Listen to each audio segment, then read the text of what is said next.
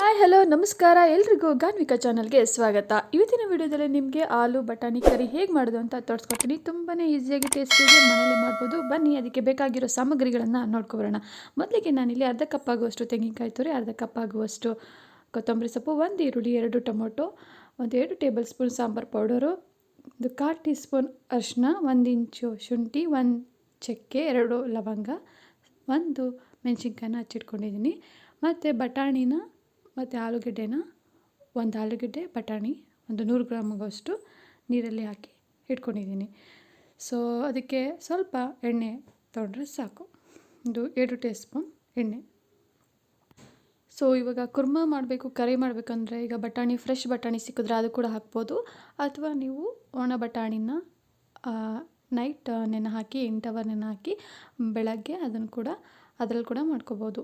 So ಇವಾಗ ನಾನು ಇದನ್ನು ಮಸಾಲ ಎಲ್ಲನೂ ರುಬ್ಕೊತಾ ಇದ್ದೀನಿ. ಈಗ ತೆಂಗಿನಕಾಯಿ ತುರಿ, ಕೊತ್ತಂಬರಿ ಸೊಪ್ಪು, ಚಕ್ಕೆ, ಲವಂಗ, ಶುಂಠಿ, ಸಾಂಬಾರು ಪೌಡರು ಮತ್ತು ಅರಿಶಿನ ಪುಡಿ, ಟೊಮೊಟೊ ಎಲ್ಲ ಹಾಕಿ ಇದನ್ನು ರುಬ್ಕೊತಾ ಇದ್ದೀನಿ.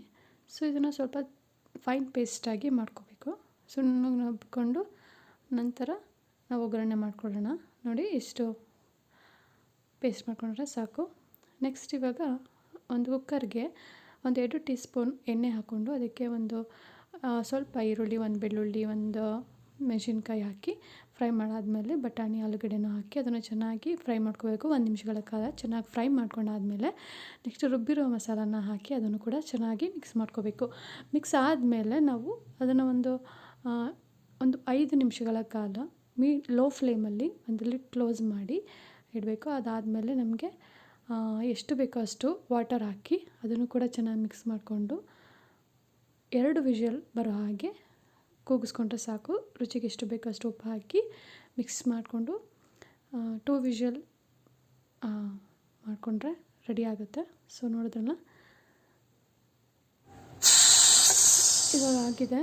ಸೊ ನೋಡೋಣ ಹೇಗೆ ಬಂದಿದೆ ಅಂತ. ಚೆನ್ನಾಗಿ ಬಂದಿದೆ. ಸೊ ನೋಡಿದ್ರಲ್ಲ ಹೇಗೆ ಮಾಡೋದು ಅಂತ. ಇನ್ನೂ ಗಟ್ಟಿ ಬೇಕಂದರೆ ಇನ್ನೂ 1 ವಿಷಲ್ ಕೂಗಿಸ್ಕೊಂಡ್ರೆ ಸಾಕು ಇದೆ. ಸೊ ನೋಡಿದ್ರಲ್ಲ ಎಷ್ಟು ಚೆನ್ನಾಗಿ ಬಂದಿದೆ. ಸೊ ನಿಮಗೆ ಈ ರೆಸಿಪಿ ಇಷ್ಟ ಆಗಿದ್ದರೆ ಲೈಕ್ ಮಾಡಿ, ಶೇರ್ ಮಾಡಿ, ಕಮೆಂಟ್ ಮಾಡಿ, ಸಬ್ಸ್ಕ್ರೈಬ್ ಆಗಿ ನಮ್ಮ ಚಾನಲ್ಗೆ. ಮತ್ತೆ ಸಿಗೋಣ ನೆಕ್ಸ್ಟ್ ರೆಸಿಪಿಯಲ್ಲಿ.